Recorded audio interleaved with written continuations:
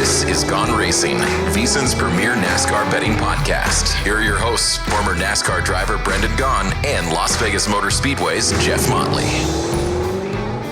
Here we are. Guess where we are this weekend? We are at Talladega. Well, actually, we are in Las Vegas. We are here in our studio here at the Circa downtown Las Vegas. But we're going to wrap up everything last weekend at Texas and then talk about one of the biggest, baddest racetracks in all the world, Talladega, this weekend. One of your favorites. Yep. Brendan had some good runs there at Talladega. But Brendan, before we get into Talladega, we had the first race of the round of 12 of the playoffs this weekend at Texas.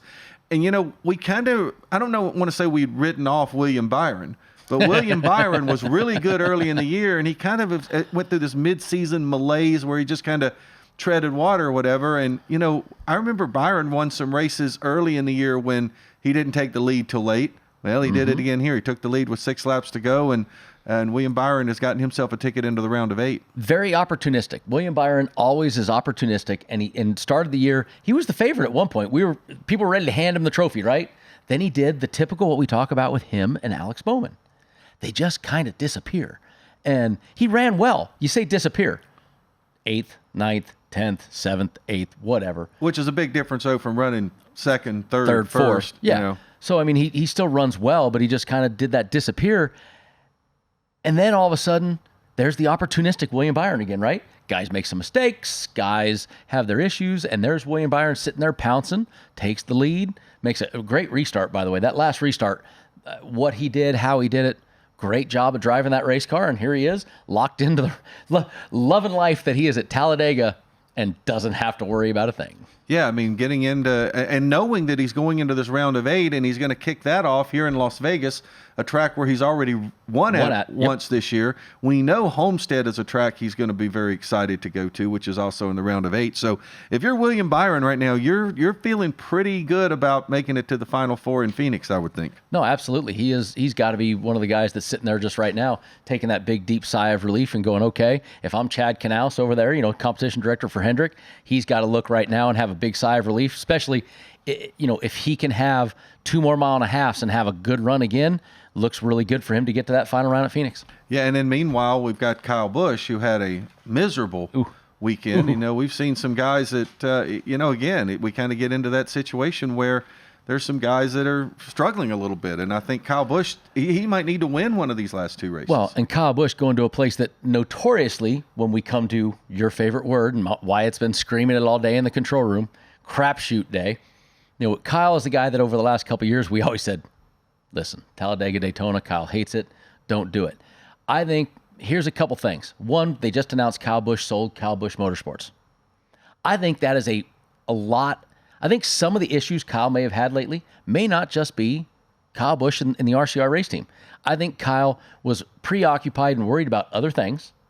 Now he can put all of his focus back on this car. Now, going to Talladega, where I'm sure that's not where he really would. But he did win the first race this year at Talladega. That's where I was going. And if you go to Talladega and Daytona, if you take, Talladega and Daytona this year, Kyle Busch has had a very, very good year on the super speedways.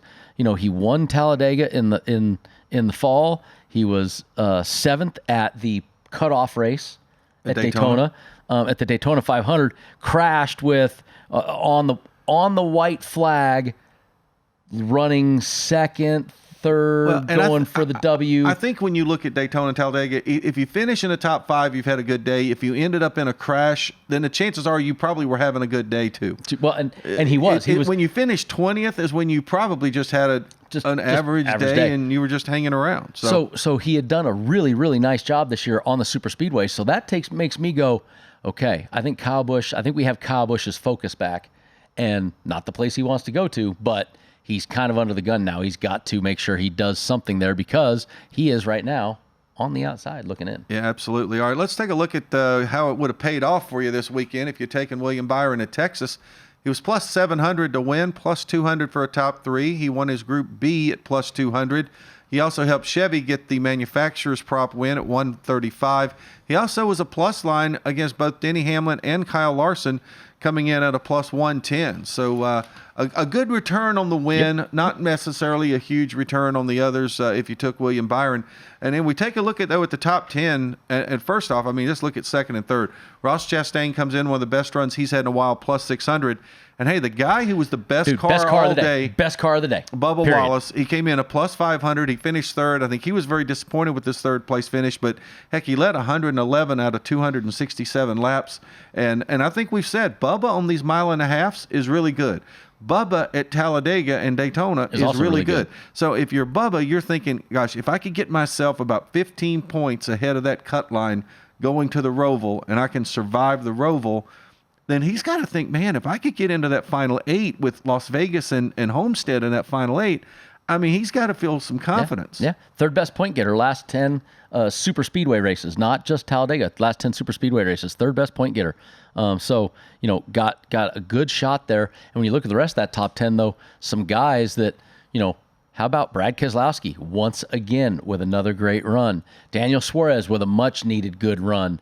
Stenhouse, which we haven't mentioned Stenhouse's name and, since Daytona. And here he is with another top 10. And then Chase Briscoe, much needed for that Stewart-Haas team, man. They just... Yeah, no question. And, one guy that we're not necessarily surprised to see him up there is Denny Hamlin finishing 5th. But after what happened to him on pit road, which was not his fault for a change, had his teammate, I mean, Ty Gibbs just drilled him in the side. And Ty, in his interview, said, I made a mistake. But he also opened up a gash in the side of that car. I was shocked that right car. Side. And so, this didn't matter, huh? Right side. I was just very surprised. Right side door sees no air in the corner. It's a full vacuum right there. It wasn't going to bother him.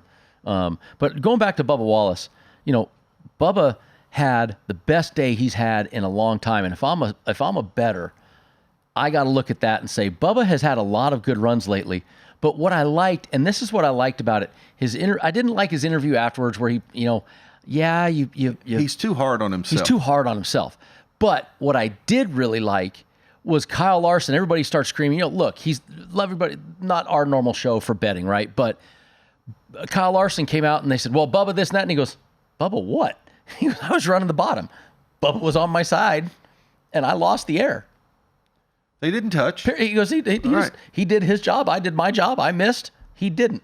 I honestly thought, now, and Grant, you are a former racer. I have never raced. However, I thought if I were in Larson's shoes and I thought I had a better car than Bubba, wait it out. I probably would have just gotten in behind him and said, you know what, a couple turns later, I'm going to probably hop to his outside and drive around it. And look, it's very hard to say that, but it's very true. There is discretion and valor, right? There is that opportunity of, you know what, I can wait one more lap. But these are two guys that, it's getting later in the race and not a whole lot of time left, but, absolutely that's something that Kyle's going to look back at and go, man, I only had 11 laps to go.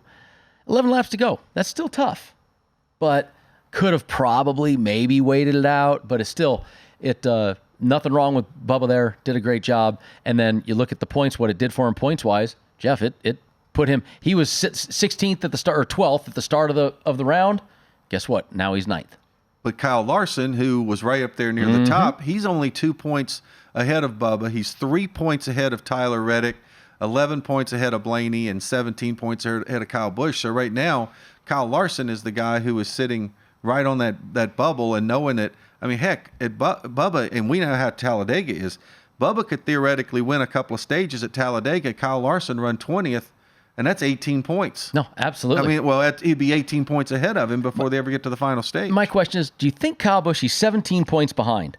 Are you panicking yet? Do you feel that you have to win, or do I feel that I have good stages, good points days, and I'm okay? Well, I don't think Kyle Busch has ever really gone to Daytona and Talladega with the strategy of running up front all day.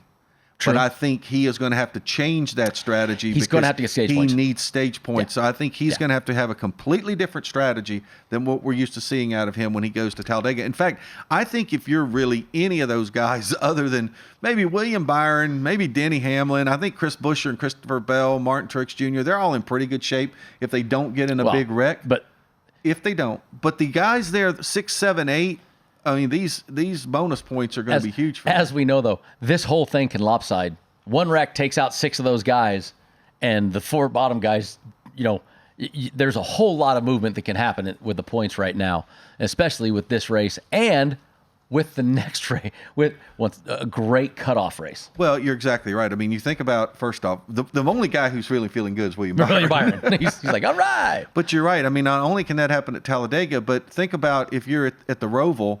I mean, you could be in third place with 3 laps to go, and all of a sudden you get spun out and lose 25 positions. Yeah. Because 30. at the Roval, they're all on the lead lap. Right. Everybody's on the lead lap at the Roval, so it makes a completely different situation. All right. Well, not only do we talked about Talladega and the Roval, looking at our upcoming schedule. Once those 2 races are over, that's the end of the round of 12. Then we head to the round of 8. We're coming right here to Las Vegas, the South Point 400. But the entire round of 8, I mean, and that you're talking about some crisscrossing the country. We're going to go from Charlotte to Las Vegas, down to Miami, then up to Martinsville, and then we're going to end it back out Phoenix. Here on the west in Phoenix. So a really, really good mixture of races, I think, coming up going into these last few races. And great cutoff rounds again. Kudos to Ben Kennedy, Steve Phelps, whoever makes these decisions. Great cutoff races. The Roval, Martinsville, brilliant schedule. Yeah, and I think it just goes all the way back to what we talked about earlier with Daytona being the final race of the regular season. Scheduling. That they've been able to do this. I think maybe at some point we'd probably love to see the final race be able to have a little bit of variety to it. So I don't know. We'll see how that one shakes out going forward. What do you think about that? I still wouldn't mind it moving, but I think that right now the cutoff race is phenomenal. I'm so excited about that. Well, we're pretty excited about what we've got coming up too. So when we come back, we're going to tell you everything about what these guys have been doing in the past at Talladega. We've got your odds to win. We got odds to top 3. We'll talk about the head-to-heads. Not a big deal. We'll be right back.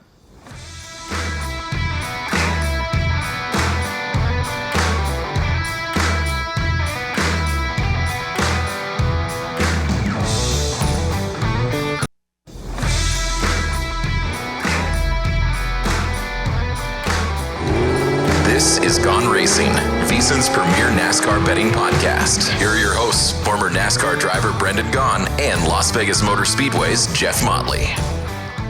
Okay, we have put Texas in the rearview mirror, and all eyes now are focused on the Talladega Superspeedway, Talladega, Alabama, one of the biggest, baddest racetracks Bad to the bone. anywhere in the world. And NBC, of course, it's that time of year where they keep showing my kickflip and landing on the wheels, and I kind of chuckle. I'm like, that's true. I saw more of Brendan's undercarriage in one particular race than I ever wanted to see. No, he didn't talk about the undercarriage that he used to see. Oh. Sheesh. Okay, it's a family show here. And let's get back to racing. About that race at Talladega. And speaking of Talladega, I mean, when you look back through some of the history we've got at Talladega as well, I mean, all right, we talked about Kyle Busch won the earlier race this spring. Chase Elliott won this race last year. But when you look at the history, Brad Keselowski, he's got 6. Now, I know we talk about a crapshoot. You talk about a crapshoot. Well, I don't talk about a crapshoot. Okay.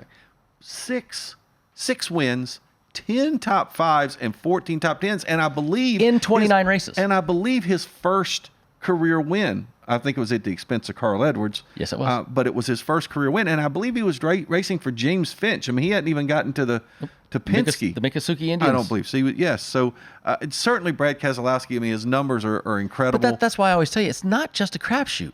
When you can do 50% top 10, that's not a crapshoot. Ricky Stenhouse, 9 top 10s and 20 starts. That's not a crapshoot. There's numbers here. How about Denny, 15 top 10s and 35 starts? And I mean, it's just under. That's 41% there. But it's Kevin Harvick, 45 starts, the man with the most, 19 top 10s. There's some great stats here. But Brad with those 6 wins, man.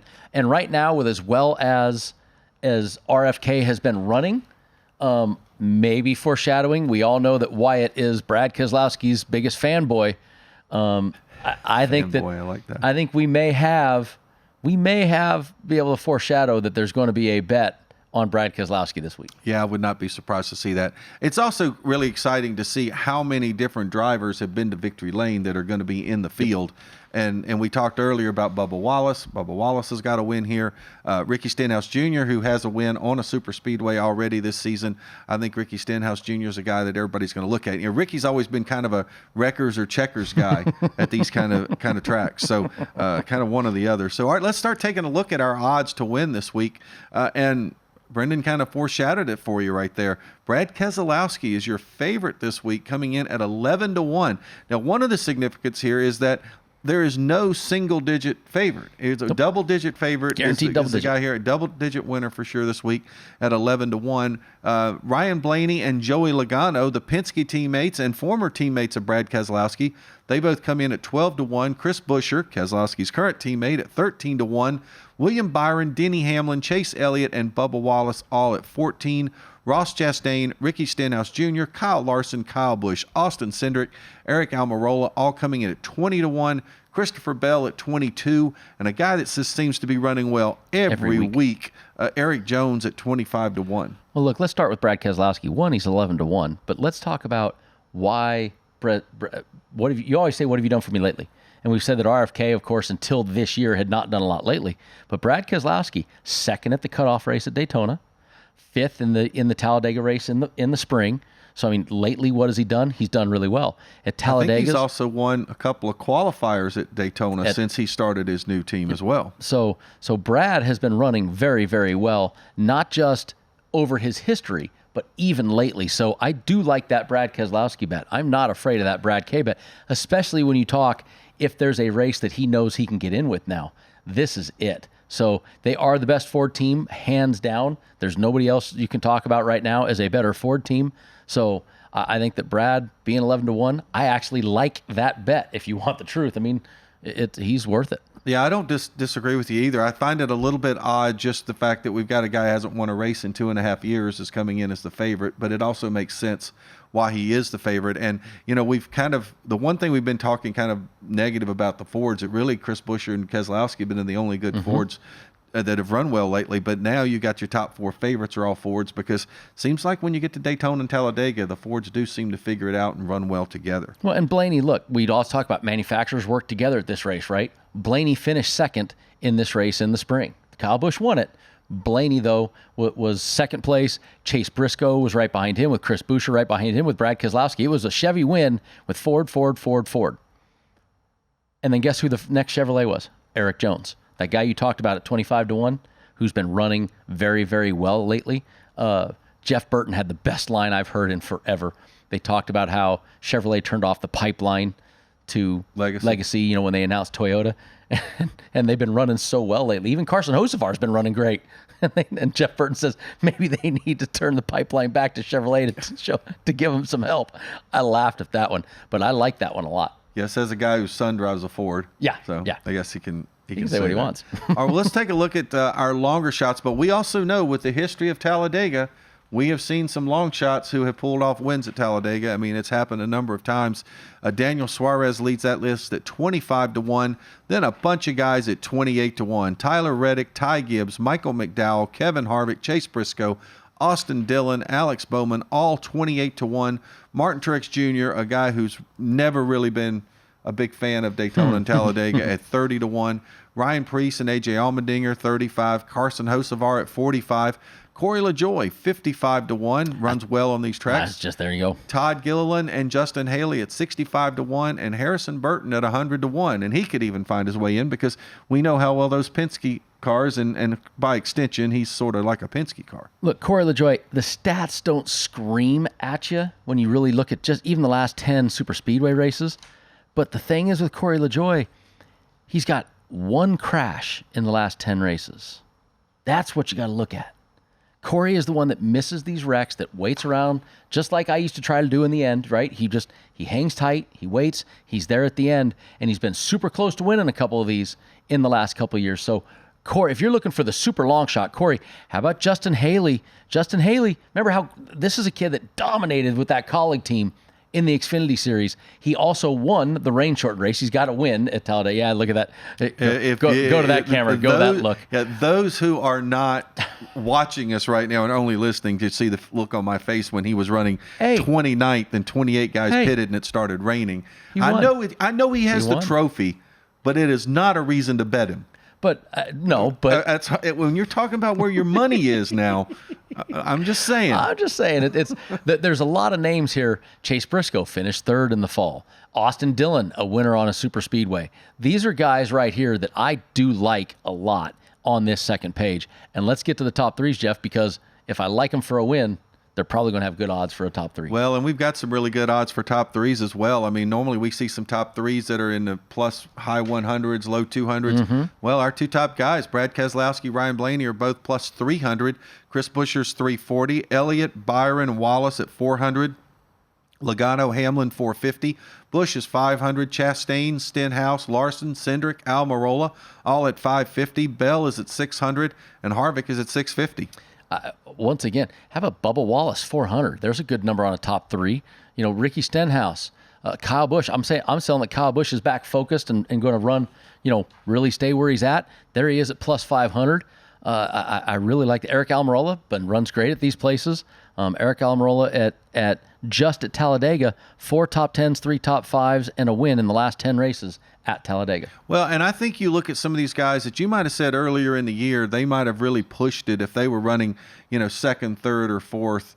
And a guy like Bubba Wallace, if he's got a third place car and he's running third, Bubba's going to want to bring that home in third. I don't think he's going to risk finishing 35th and on his lid to try to win a race if he can. So I think you're looking at guys like that getting them for a top three, there's probably a better chance to get a return on your money than trying to pick them to win. Absolutely. And the second page has some great stats too, man. Yeah, it definitely does. So we got a bunch of guys coming in here at plus 800.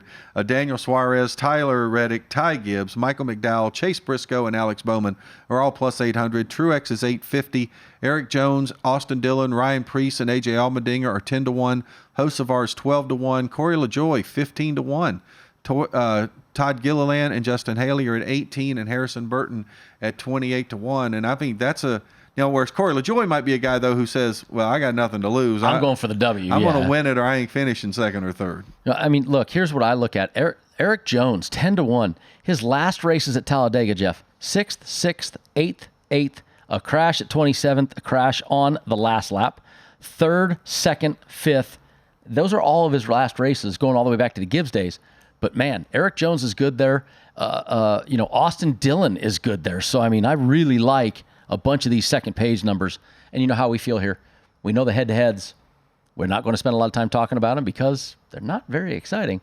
So top threes are kind of the way to go, right? We got groups that get tough. Top threes, I like them. No, the top threes are going to be a really good one this week. You know what I'm also waiting for is I'm waiting for that big wreck with about 5 laps to go, followed by the text from Wyatt saying, I just lost 4 winners with 5 laps to go in that last crash, because you know what's going to happen. Oh, yeah. So, if you guys could hear the sigh in our ears. All right, we'll be back on Gone Racing. We'll give you the head-to-heads and our group matchups.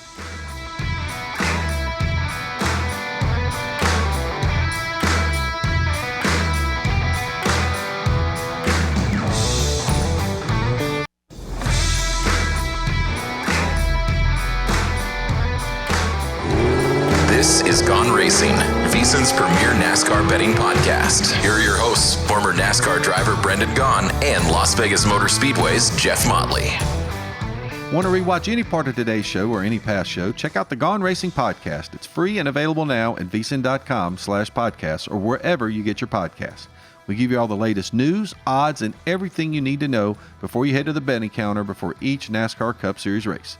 And while you're there, catch up on all the other VSiN shows as well. That's VSiN.com/podcasts. All right, we're back here for our final segment. No, not our final segment. No, not our third segment. Not our final segment. We had one. We just said it. I just jinxed myself saying we had not done anything professionally unprofessional, and we just did it. Well, there we go. That's why it's our show. But now we're going to talk about head-to-heads for about 30 seconds, and then we'll move into our group matchups. So if we look at our head-to-heads, and Brendan, there's really nothing that's going to jump out off the page at us there. There's actually no one in any plus numbers at all. Well, and one interesting thing, I guess, is up there is you do have the teammates, Chris Buescher and Brad Keselowski, where Buescher's even, Keselowski's minus 120, but this is more of a... Well, here's the thing. You do a don't line on a Brad Keselowski, you can get even money on 3 guys. You do a don't line on Denny, you can get an even, the Ty Gibbs, AJ Allmendinger, Westgate, throwing a little spice into it. Okay. I'm not sure why I'd put Ty as the favorite, but... especially with AJ, didn't he win like 2 or 3? I just think think between AJ and Ty, it's whoever has the fastest wreck truck that gets them back into the garage, right? Is that wrong? That's harsh. Was that wrong? Marshmallow right there. Was that wrong? wrong? Trying to get AJ to come to the Brendan Gaughan Celebrity Blackjack Challenge and throwing that out there is not going to help if he's listening. Oops, I sort of just dropped the ball on that one. Yeah. Oh, well. Okay. It's a head-to-head. I'm going to guess he's not listening. Throw that page away. Okay. Go to the next one. All right. Let's move on to our group matchups. That's why, like you said, we're not spending any time really on head-to-head. So our group matchups, a Group A, and we get Brad Keselowski, which is no big surprise since he's a favorite to win the race. Heading up Group A at plus 260, Ryan Blaney, Chris Buescher, a whole team of Fords all coming in here at plus 270. And that's what really bums me out about this one is that all 4 are Fords. I can't give you any differentiation, right, on, okay, pick a manufacturer, if the Ford's wreck or the Chevy's wreck. These are all 4 Fords. You got 2 RFK Fords versus 2 Penske Fords. Very, very hard to differentiate between this group right here. So Brad's the favorite. Okay, I get it. He's the favorite, and Blaney, very good. Buescher, been very good. Logano, very good at these places. So to me, Group A is just way too difficult and no spread on them. No cheese left on the trap for the mouse. So I'm not falling for that one. Boy, you're just loading us up with metaphors today, but, I'm actually with you there. I mean, obviously the best bet on it is probably Brad Keselowski at plus 260. You're right, but again, I can get him at plus 300 for a top 3, and you get him 11-1 to win the race. If he wins his group, there's a really good chance he's going to win the race. But plus 300 for a top 3 is you don't have to win the group even. Well, I would tell you, having looked through the groups before we started the show, that the Group A is probably the one that interests me the least. Yeah. Just because there's really no differentiation there. All right, Group B, Denny Hamlin is a favorite at plus 245. William Byron plus 265. Chase Elliott, the winner of this race last year, plus 270. Christopher Bell plus 295. Well, and this is where now I'm talking about, right? I got a Joe Gibbs Toyota with 2 Hendrick Chevys. So now I can say, all right, do I go with the Toyota camp? Do I go with the Chevy camp? Which way do I go? And remember, there's not a lot of Toyotas in this race. And if I go to the spring race, Christopher Bell, the only Toyota, 8th place. The rest of them all way down the list. So, if I look at this, I can go Byron, Chase Elliott, and who's the one that has absolutely nothing to win in this race? Chase Elliott. Well, no, William Byron. Byron's not. Well, neither one of them do. Yeah, but neither one of them have anything to lose. But Byron is the one that he's just sitting there going, I don't care. So that leads me with... He still wants more bonus points. Absolutely. But I like Chase Elliott in that group just because of how it plays out. Even though I'm not big on the Chase Elliott bandwagon right now, I do like Chase Elliott just because of there's not enough Toyotas to make them strong. And if I'm picking between Byron and Elliott, if I'm Byron, I have a cup of coffee and hang out in the back. Well, apologies to all of our listeners, viewers, and followers that we're not giving you anything to choose from, because I agree with Brendan 100% in this one. I do like Chase Elliott here, and it's funny, we've talked about how somehow Chase Elliott has to find his way, I say, to victory lane before the year is over. Well, to me, this is really, he's got 2 chances, I think. He's got this here week, Roval. He's got next week, Yep. and I think that's really it. So I think this is a race where Chase Elliott, and here's the thing, with Chase Elliott out front, it doesn't really negatively affect anyone else if he wins. Now, if Denny Hamlin wins, it locks him in. Christopher Bell wins, it locks him in. Guy like Chase Elliott, he's got nothing to lose. I like Chase Elliott here. Nope, I'm with you. Okay, now Group C, we got throw a blanket over these all over again as well. Kyle Busch, Eric Almirola, and Bubba Wallace all at plus 265, and Kevin Harvick at plus 275. So to me, I've got Toyota, Ford, Chevrolet, and a Ford. The one I talked about at the start of the show, the guy that has the most to go for right now, the guy that needs the most right now is Kyle Busch. Needs more than Bubba Wallace, right? He is the one that is he is 17 points out of the cutoff. And I just think clearing his head of that race team, clearing his head of that deal. It's done. He's got all the emotions out of the way. He can focus right now. He's been really good at these places. It's tough to win 2 in a row at Talladega. Let's not kid yourself. But he doesn't have to win. Just win his group. I like Kyle Busch. Well, I like Kyle, but the guy I would pick in this group right here is Bubba Wallace. I like the momentum he's riding. I love the confidence that he takes into Daytona and Talladega. I do think it's one of those groups where really, unless something calamitous happens, Almirola and Harvick are not winning this group. I just don't expect them to run that well. No, I think Kyle Busch and Bubba will both run well. No offense to Harvick. This is his last race at Talladega. I remember my last race at Talladega. You know what I heard a lot of for the first time ever? Oh, God, that's going to hurt. And it was one of those things where, to me, that was one of the reasons why I hung it up was man, instead of just focusing on, I don't care, I'm going, I was like, ooh, I don't want to go in that hole. It was the first time in my head it switched, Jeff, and that's when I knew it was time for me to get out of the car. And I think Kevin might be near that spot. So I'm not saying he is. Please don't everybody call Kevin and say I'm. But I knew I had that talk in my head. To me, I like Bubba or Kyle, and I'm going to lean towards Kyle because there's more Chevrolets to push him. Well, and I'm with you. I honestly think that the happiest part of this entire weekend for Kevin Harvick is going to be when he pulls that car on the trailer. So I'm with you there. I like Bubba here. All right, Group D, and this one has got me kind of flummoxed. I really don't know where to go with Group D. Alex Bowman, Ross Chastain, Kyle Larson are all plus 270, and Austin Cindric is plus 275. And this is my group of just saying, man, I don't know. I don't know. I don't know. Basically, I would not be betting this group. I can try to find just some stats somewhere buried in the old stat machine here to differentiate anybody on this one.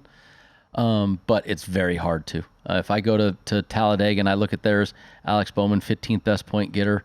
Okay, where's Kyle Larson at? Kyle Larson, keep on looking.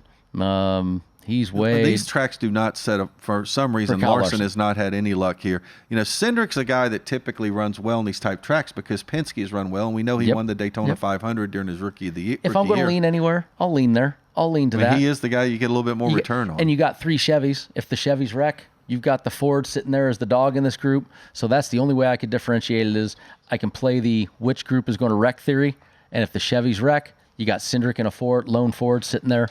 Take Austin Cindric. It's better than it's the best thing I got for you in this group is because the rest of them are just throw a blanket over. No, I completely agree with you. All right, let's take a quick look at Group E. We'll get through that one before this segment is over. Eric Jones and Tyler Reddick are co-favorites at plus 265. Ricky Stenhouse Jr. and Martin Truex Jr. at plus 270.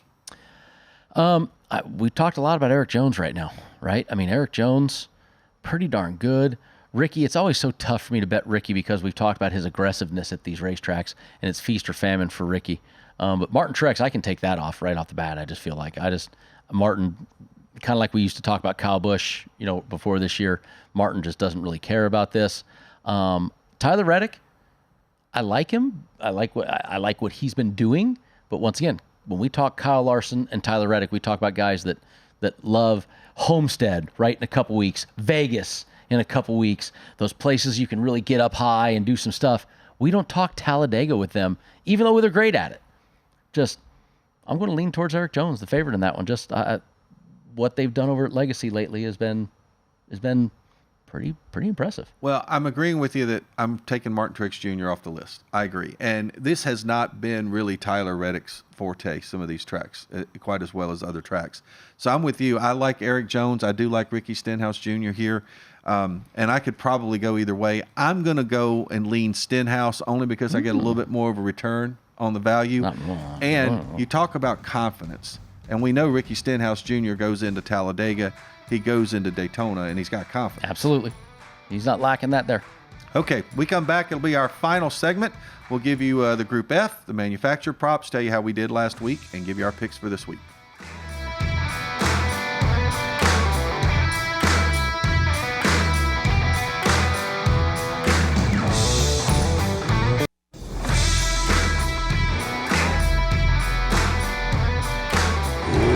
This is Gone Racing, VSiN's premier NASCAR betting podcast. Here are your hosts, former NASCAR driver Brendan Gaughan and Las Vegas Motor Speedway's Jeff Motley. All right, it's our final segment of Gone Racin this week. It's our final segment. Yes, this is our final segment this week, coming to you live from the Circa Hotel Casino in downtown Las Vegas. Our new digs we've had now for about 4 weeks, but it is our last segment. We talk all things Talladega, and we're getting into our Group F now, and we got 3 co-favorites here: Ryan Preece, Daniel Suarez, and Chase Briscoe, all coming in at plus 265, and Michael McDowell at plus 275. And Brendan, I think you and I are going to agree on this one. Oh, it's a name that we probably talk about a lot on the show as far as cash and tickets goes, and he's back in Group F, and he was a playoff guy that just got out. I will look and say, look, let's take Ryan Preece. We know how tough we've talked about Ryan Preece being lately, right? I think he's willing to take a super speedway race off a little bit and kind of relax. That could mean he stays in the back till the end and ends up missing the wreck and getting a great finish out of it. So that gives me a little, pause for caution or for cause. But Chase Briscoe, pretty darn good at these places. That has me a little nervous because Chase, but the guy who's been the most consistent at these things, I like McDowell. I think that McDowell does really well at these places. 4 top 10s in the last 10 super speedway races. I like McDowell right there. And I definitely think, and again, we talk about how in these group matchups, we kind of tend to, we knock this guy out, and we think it's between these guys. I kind of do the same thing here and really think this does come down between McDowell and Briscoe. I like McDowell a little bit more, and I also like the fact that he's the plus 275 instead of the plus 265. So I'm going to go with you 100% there. A couple third place finishes, 3rd and 21, 8th and 22, 3rd and 22. So, 2 top 10s and 22. Hey, he's a Daytona 500 winner. He's a Daytona 500 winner. winner. He's won on these tracks. So, again, kind of like what I talked about Stenhouse in Group E, we know the confidence level that Michael McDowell brings into this. Yep. All right, let's take a look at our manufacturer prop, and we have got a pretty big number on the Toyotas this week. It's our the Chevys come in as the favorite at plus 125, which is a shocker to me given that the top 4 favorites to win the race are Fords. Ford then comes in at plus 135, but a big number on Toyota at plus 350. And look, I look at Bubba Wallace, Denny Hamlin, and Christopher Bell, those 3 in particular, and I say, Enticement, right? There's enticement right there. 350 is a big number on Toyota. 350 is a big number. You get 6 cars, right? Why it's the lowest is because it's only 6 cars. Only 6, but it's still 6 cars for plus 350. And 6 cars. You got Denny Hamlin in that group. Denny, Bubba, and Christopher Bell, I think, could all win this race. Absolutely. I don't feel the same about Gibbs, Reddick, and Truex. Gibbs is a wild card. Listen, Gibbs is the kid's been pretty darn tough. He made a mistake last weekend, but he's been pretty darn tough this year. So I don't discount Gibbs on that one. He finished earlier this year. He finished 31st. Had a fuel is what it was listed as. Oh, he ran out of gas with the on lap 194. He ran out of gas. It was fuel. Wow. They left him out. He was like running 3rd or something like that, and they left him out. He was leading. They left him out, and he ran out of gas. You don't typically think of Talladega as a fuel mileage place because usually we get that wreck with 8 or 10 laps to go. But why it's a fuel mileage race is the one guy that doesn't pit stays up there. I did that in 04 with Penske. I didn't pit, and I was told I was going to run out of gas, and I said, I don't care. So that's what happens is everybody pits, somebody takes the chance, and that's what happened with Ty Gibbs. But it doesn't happen all that often. Happens. Okay. Yeah. All right. Well, let's see how we did last week. Since we can revisit Texas a little bit. Let's talk about the overall. Let's talk about the score maybe, but I don't know about last week so much. We will get to that. But so taking a look, in fact, I was the only one to pick a winner last week. 14 bets, 1 winner. Yeah, that's pretty bad. That's 14 losers and 1 winner. That's almost hard to do. Yeah, I think. There's some that are doubled up in there, so it isn't 14 total different bets, but still 15 opportunities, and we got 1 W. So that's a pretty bad week for Gone Racin right there. Yeah, I got Stenhouse there in Group E. We did not jinx anyone. Nope. There was no one that all 3 of us picked, so I suppose that was helpful a little bit. So I guess that means we are going to get to our picks for this week, and we will go to standings right now. The pit crew is still lagging well behind. Far behind. Here. Might be a record for negative. In fact, they are almost as negative as you are to the positive. We're very close to it. It's very, very close. But we'll go through our pit crew picks right now, and they're going with 5 winners. So they are guaranteed to lose 4 bets. Yeah, but But if they hit one of these, if they win one of them, it'll trump here's the problem. the 4 losses. Only one of these wins, correct, will get them back positive. Well, this is true too.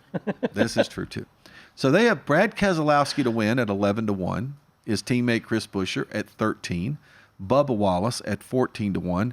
Eric Jones at 25-1. And Corey LaJoie, that is the Hail Mary to say we are going to get into the positive, 55-1. I don't dislike it. I said it in the very first segment. If you're looking for the Super Hail Mary, Corey LaJoie is a great choice for the Super Hail Mary. But I want to point out with these pit crew picks that are on the screen, if you're watching the podcast right now, only one of these bets gets the pit crew into the positive numbers. What was that? Be black figures or red figures? Red figures? Into black. Black figures? Red figures? How does that work? Red means red's no good. Black is good. In golf, you want red figures, though, right? That's right. Golf because you get the minus by your name. See, so that's a good thing in golf. In business, you like to be in the black, not the red. Okay, that's fair enough. Look. They can do whatever they want to. I'm not a real big fan of picking 4 sure losers. They got to, though. They got to take a shot. I mean, I understand. Come on, you're minus 38 points right now. You got to take a shot at something. Okay, all right.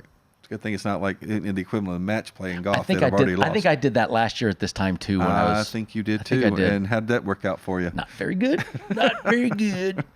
All right, I'll give you my picks, and believe it or not, I'm actually in agreement on one of these picks with the pit crew. So I'm going to go with that favorite. I like the Brad Keselowski 11-1, so I'm going to go with that one. By the way, I didn't mean to mention that last week we did another professionally unprofessional when I actually read the wrong driver off my sheet. I'd circled one guy and read one, so Wyatt has to text me after the show. And I lost either one of them, so it really didn't matter. But Wyatt is like, was it this or was it this? And I'm like, oh, yeah, well, this is one I circled, and then I said the wrong guy. One you say on air. With the wrong odds, I might say.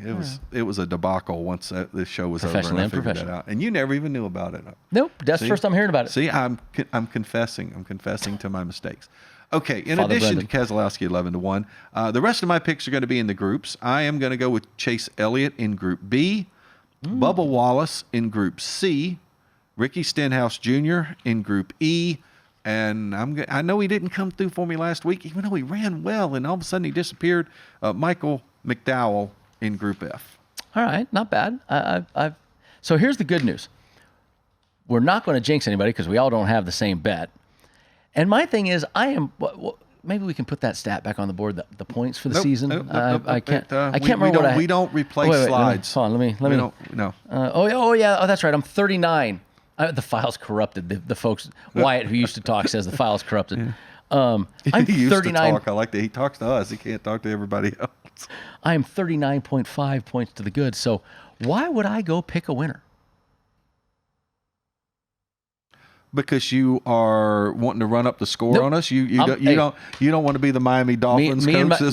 Me and the Dolphins. I got the 4 stringers in, and I'm trying What's that guy's name? Mike McDaniel. Yeah. McDaniel. Yeah, McDaniel. He very classy dude. I'm a classy guy. He didn't kick he didn't go for the last touchdown or field goal to I'm a classy get guy. the all-time record. So I'm not going for a W. I got Brad Keselowski for a top 3.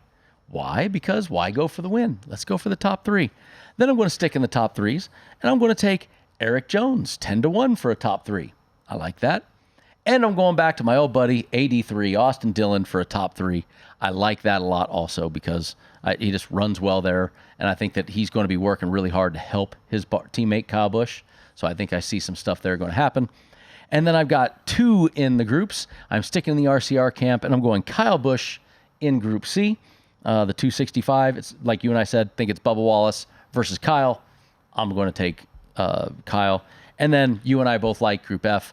And just like weeks before, I'm looking at that Chase Briscoe or that Ryan Preece going, no, maybe, but I'm sticking with McDougal. And hopefully Michael can have another great run at the Superspeedways, which he does so often. Well, given the fact that you have done so well this year, I guess we should all be, looking at your picks closely. I tell you what, Brendan, I don't know what it is. I always get excited when it's Talladega week or Daytona week. I do. You love to race it. You love to watch it. I ended my career racing just these races for 4 years because I love this. It's my favorite races of the year. It's the great equalizer. Even with this new car, it's still an equalizer. And mentally, I wish I could get the folks to understand, how mentally tough this race is. Do you ever sit and watch a race at Talladega on television and say, what the hell was I thinking being in those races? Yeah. No, I said that at Daytona. I said, oh my God, I am so glad I'm not racing this anymore. It's, when you go to, Talladega, longest oval, 2.6 miles, huge race. I look at this and say, man, I'm glad I don't do it no more. Well, I miss it. I loved it, but I'm glad I don't do it no more. Well, I think it's going to be a lot of fun this weekend seeing the races at Talladega. We'll be back next week. We'll break all things down Talladega, and we'll start talking about the Roval.